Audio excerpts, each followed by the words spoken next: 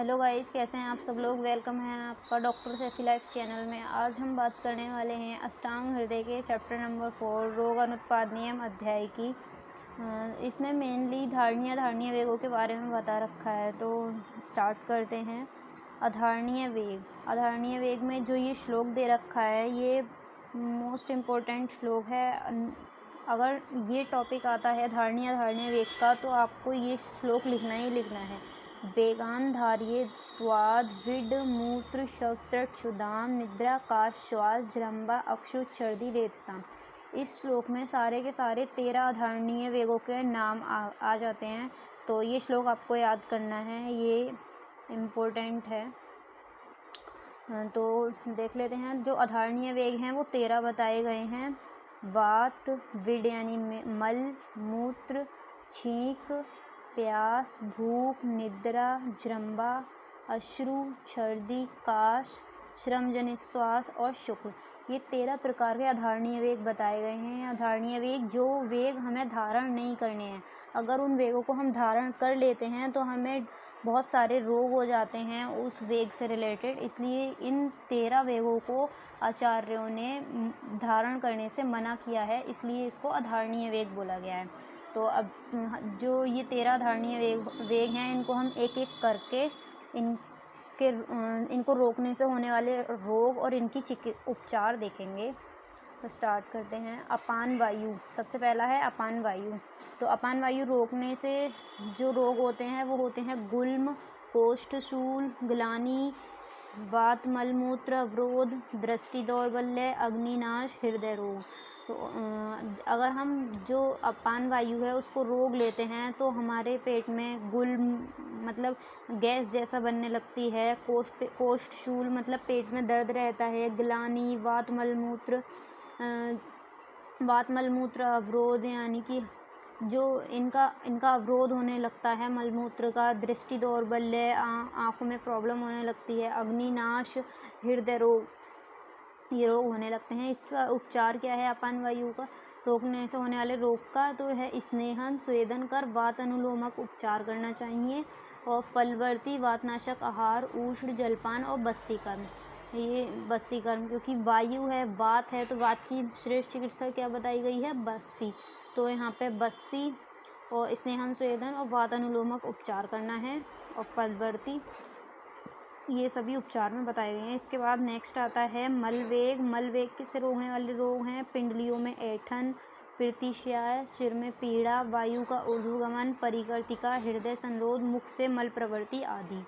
फिर जो इसका उपचार है फलवर्ती, अभ्यंग, अवगाहन, स्वेदन, बस्ती, मलभेदी अन्न। ये इसमें जो मेन पॉइंट आपको मतलब ये चीज़ तो आप याद कर ही सकते हैं। पिंडलियों में ऐठन होती है, प्रीतिश्याय सिर में दर्द होने लगता है, वायु का ऊर्ध्वगमन मतलब वायु जो है वो ऊपर को गमन करने लगती है। तो इससे जो हमें उपचार देना है वो देना है फलवर्ती, अभ्यंग, अवगाहन, बस्ती भी देनी है। फिर इसके बाद नेक्स्ट आता है मूत्रवेग। मूत्रवेग के जो रोग हैं वो हैं अंग भंग, अश्मरी मतलब जो स्टोन्स होती हैं वो, बस्ती, मृड व वंक्षण में वेदना होने लगती है। फल और इसके उपचार में बताया गया है फलवर्ती, अभ्यंग, अवगाहन, स्वेदन, बस्ती, और फिर अपपीड़क घृत का सेवन। अपपीड़क घृत क्या होता है? भोजन करने से पहले और भोजन के पच जाने पर उत्तम मात्रा में घृत का पान करना है। ऐसे 2 बार सेवन किए गए घृत पान को अपपीड़क कहते हैं। तो मूत्र वेग में अपपीड़क घृत का वर्णन किया गया है कि जो अपपीड़क घृत है उसका किस में यूज़ करना है? मूत्र वेग में यूज़ करना है। इसकी चिकित्सा में इसको बताया गया है। फिर नेक्स्ट हम देखते हैं उद्गार वेग से होने वाले रोग और उपचार। तो यहाँ पे वाग्भट ने अधोवायु व उद्गार को वात में समाविष्ट किया है। मतलब जो अपान वायु है और जो उद्गार है उसको वाग्भट ने एक ही माना है, यानी वात में इसको कर दिया है कि वात ही है। अपान वायु और उद्गार इसको अलग अलग नहीं माना है। आचार्य चरक ने उद्गार को माना है जबकि वाग्भट ने नहीं माना है। दोनों को अलग अलग, अन्य आचार्यों ने काश वेग न मानकर इन दोनों को अलग अलग माना है, ये बताया गया। उद्गार जो है वो आचार्य चरक ने माना है, वाग्भट ने नहीं माना है। तो उद्गार को रोकने से जो रोग होते हैं वो होते हैं अरुचि, कंपन, हृदय व उर में जकड़ाहट, आधमान, हिचकी, काश। तो उद्गार यानी कि हिचकी, हिचकी जो उद्गार मतलब डकार का आना, जो डकार आती है, तो डकार से आप ये सब रिलेट कर सकते हैं। डकार आती है। अरुचि यानी कि खाने की हमारी इच्छा नहीं होगी, कंपन शरीर में होगा, हृदय व उर में जकड़ाहट होगी, आधमान पेट फूलेगा, हिचकी आएगी, खांसी, ये सब होते हैं। इसका जो उपचार बताया गया है वो हिक्का यानी कि हिचकी के समान जो चिकित्सा बताई गई है वही हमें उद्गार में करनी है। फिर इसके बाद आता है छींक वेग। छींक वेग में रोकने से सिर में दर्द हो, अगर हम छींक रोक लेते हैं तो उससे हमारे सिर में दर्द होता है। इंद्रियों में दुर्बलता, आँख, इंद्रिय हमारी जो है आँख, नाक, कान, इसमें दुर्बलता हो जाती है। मन्य स्तंभ यानी जो हमारी कैरोटिड आर्टरी है वो जकड़ जाती है। अर्धित रोग यानी फेशियल पैरालिसिस, ये होने के बहुत ज़्यादा चांसेस रहते हैं या हो भी जाते हैं छींक को रोकने से। इसीलिए बोला जाता है कि अगर छींक आ रही होती है तो उसको नहीं रोकना चाहिए। फिर इसका उपचार क्या बताया गया है, इसमें बताया गया है तीक्ष्ण धूम, तीक्ष्ण अंजन, तीक्ष्ण नस्य, स्नेहन स्वेदन, सूर्य की तरफ को देखना। यानी कि हम देखते हैं ना ऊपर की तरफ को देखने लगते हैं, तो बताया गया है कि सूर्य की तरफ को देखते हैं तो फिर छींक का जो वेग है वो दोबारा प्रवृत्त होकर आ जाता है। इससे हमारी चिकित्सा बताई गई है। फिर इसके बाद नेक्स्ट हम देखते हैं प्यास का वेग। प्यास वेग रोकने से हमारा मुख शोष, हृदय रोग, बधिरता, भ्रम, मोह, अंगसाद होता है। प्यास के वेग को रोक लेते हैं तो मतलब ऐसा होता है ना, हमारा मुंह जो है वो बहुत ज़्यादा सूखने लगता है, हृदय में रोग होने लगते हैं। बधिरता यानी कि कम सुनाई देने लगता है, भ्रम सामने दिखाई नहीं देता, मोह, अंगसाद, ये सब देते हैं। फिर इसका जो उपचार है वो संपूर्ण शीतल क्रिया करनी चाहिए। ठंडा पानी पिलाना चाहिए, ये सब शीतल क्रिया करनी चाहिए। फिर इसके बाद है भूख का वेग। भूख का वेग रोकने से क्या होता है, अंग भंग, अरुचि यानी कि भोजन की इच्छा नहीं रहती, ग्लानि, क्रशता यानी कि व्यक्ति जो है क्रश हो जाता है, दर्द रहता है, शूल, भ्रम। और फिर इसकी जो उपचार में अगर भूख का वेग रोका गया है तो इसके उपचार में हमें लघु, स्निग्ध, उष्ण, अल्प मात्रा में भोजन करना चाहिए। ये इसके उपचार में बताया गया है। इसके बाद है नेक्स्ट निद्रा वेग। निद्रा वेग के रोकने से अंगमर्द यानी कि शरीर में दर्द होगा, जकड़ाहट होगी, मोह, सिर व आँखों में भारीपन रहेगा, सिर में दर्द रहता है। अगर नींद पूरी नहीं होती है तो सिर में दर्द रहता है, आँखों में भारीपन रहता है, आलस्य रहता है, जमाइयाँ आने लगती हैं। ये सब इसके रोग हैं जो निद्रा के वेग को धारण करने से होते हैं, अगर आपने सही तरीके से नींद नहीं ली है तब। इसके जो उपचार में बताया गया है, इसके उपचार में यही बताया गया है कि नींद लेनी चाहिए, संवाहन यानी कि उसके हाथ पैरों को दबाना चाहिए जिससे उससे अच्छी तरीके से नींद आ जाए।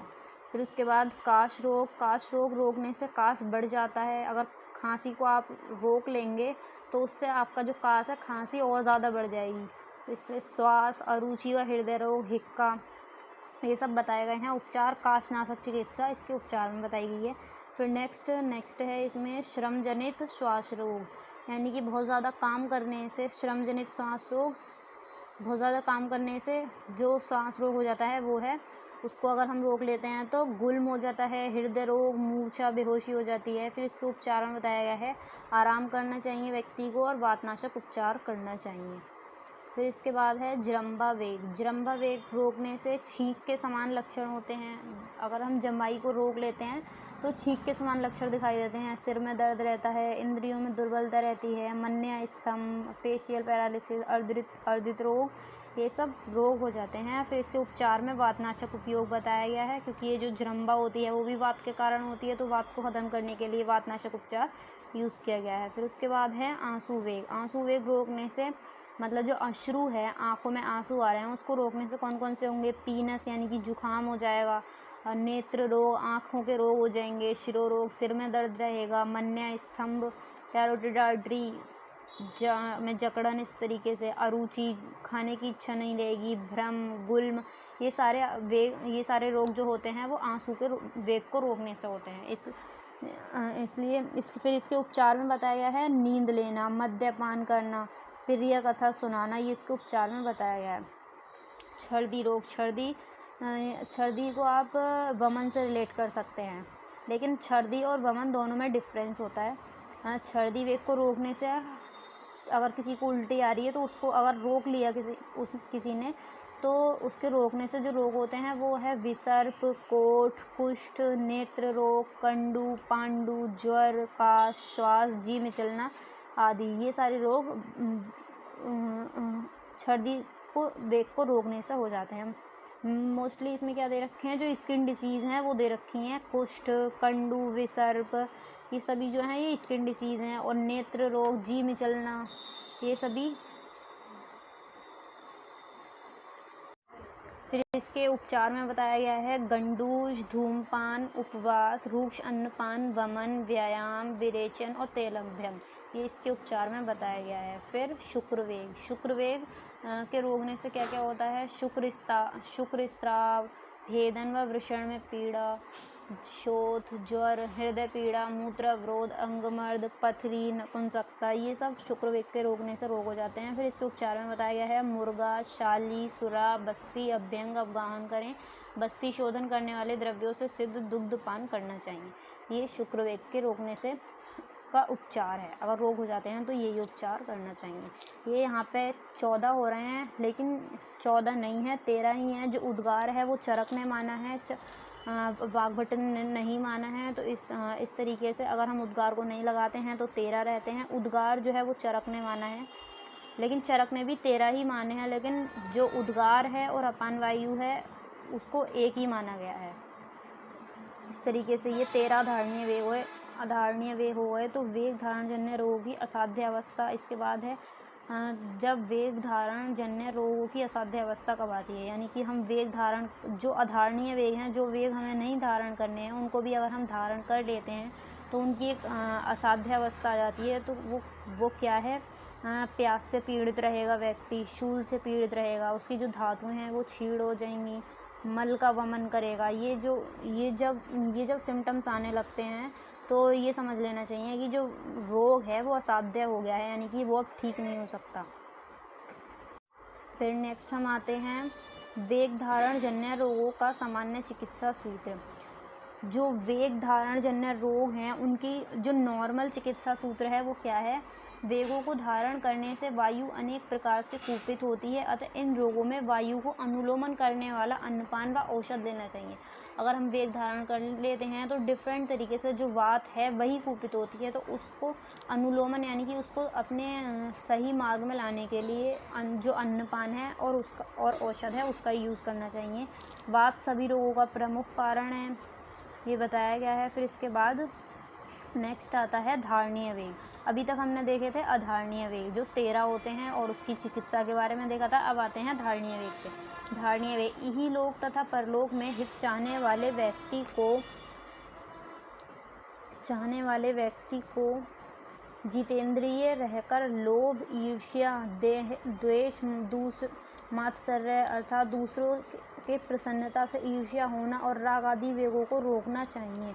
ये धारणीय वेग हैं, इनको जो धारणीय वेग बताए गए हैं उनको धारण करना चाहिए, और जो अधारणीय वेग हैं उनको धारण नहीं करना चाहिए। धारणीय वेग में जो मनुष्य इहलोक और परलोक दोनों में हित चाहता है उनको ये जो ईर्ष्या है, द्वेष है, चोरी वगैरह है, इन वेगों को धारण करना चाहिए, ये वेग नहीं करने चाहिए।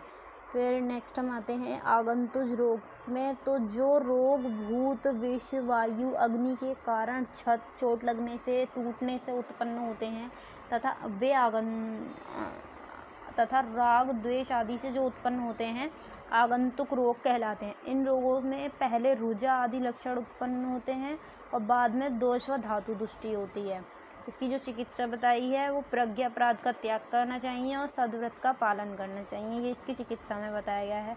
सद्व्रत का अर्थ है धर्म पालन का व्रत, अर्थात सभी प्राणियों में दया व त्याग भावना, शारीरिक, मानसिक व वाचिक चपलता का त्याग, दूसरों के कार्यों में भी अपनी कार्य जैसे समानता व कुशलता दिखाना, ये सद्व्रत का मीनिंग है। तो इसकी चिकित्सा में अगर आगंतुज रोग हो गए हैं तो उसकी चिकित्सा क्या बताएगी, ये प्रज्ञा अपराध का त्याग कर देना चाहिए और सद्व्रत का हमें पालन करना चाहिए। फिर रोगों से बचने के उपाय क्या बताए हैं, शीतकाल में संचित कफ, बसंत ऋतु में शोधन करना चाहिए, यानी कफ को निकालने के लिए बेस्ट चिकित्सा है वमन, वो हमें बसंत में करानी चाहिए। ग्रीष्म काल में जो संचित हो गया है दोष यानी कि वात संचित होता है तो उसकी जो श्रेष्ठ चिकित्सा बताई है बस्ती को हमें वर्षा में करना चाहिए।